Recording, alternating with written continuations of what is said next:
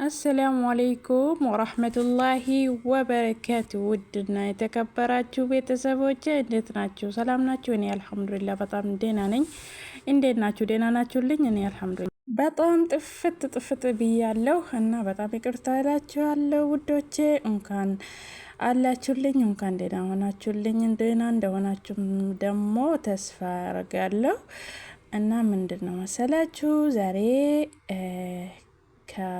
ካለንበት ቦታ ወጥተን ሌላ ቦታ ሄደን ለመዝናናት እዛ ሄደን ነው እዛ ያለ ነው ማለት ነው።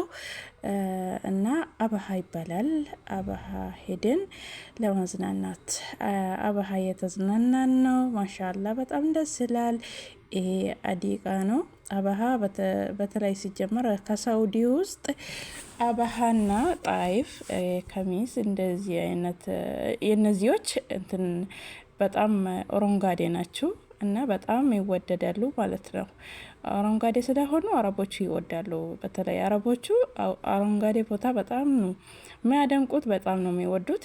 እኔም ከነሱ ጋር ሄጄ አገሬን እያስታወስኩኝ ከነሱ ጋር የሄድኩኝ የተዝናናው ነበረ። እና አበሃ ብዙ ጊዜ እንትን ዝናብ ይኖራል።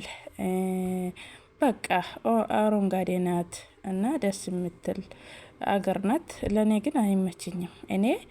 እኔ እንትን ቦታ ቀዝቃዛ ቦታ አይመቸኝም። እኔ አሁን ኢትዮጵያ ሲመለስ ራሱ በጣም በቃ ሰውነቴ ይቀየራል፣ ፊቴ ይቀየራል፣ ጠቁራለው፣ ብዙ ነገሮች ይቀየራል እና ለኔ አይመቸኝም። ግን ይሄ ደግሞ ለሁለት ቀን ለሶስት ቀን ስለሆነ ምንም ችግር የለውም። ግን ኢትዮጵያ ሀገሬ ሲሄድ እንዴት አድርጌ እንደምኖር በጣም ግራ ይገባኛል ማለት ነው። እኔ ወይ አሁን ወደ ሀራር ይሞቃል ይባላል፣ ወደ ድሬዳዋ ምናምን ይሞቃል ይባላል።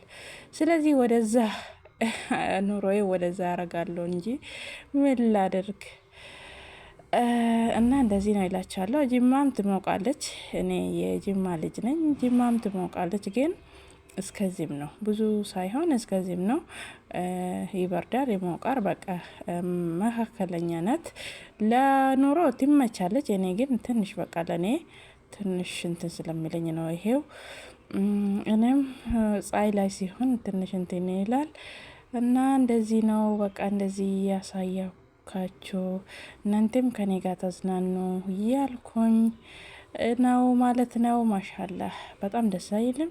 በጣም ደስ ይላል። ማሻአላ ተባረከላ። ከዛ በኋላ እንደውም አልቀረስኳላችሁ ደግሞ ማስጠላ ማለት ነው። እንትን እንደዚህ ጋር ደግሞ ካሜራ እንትን አድርጌ ነው የቀረጽኩት መሰለኝ እና በጣም ይቅርታ። ቻው። እሺ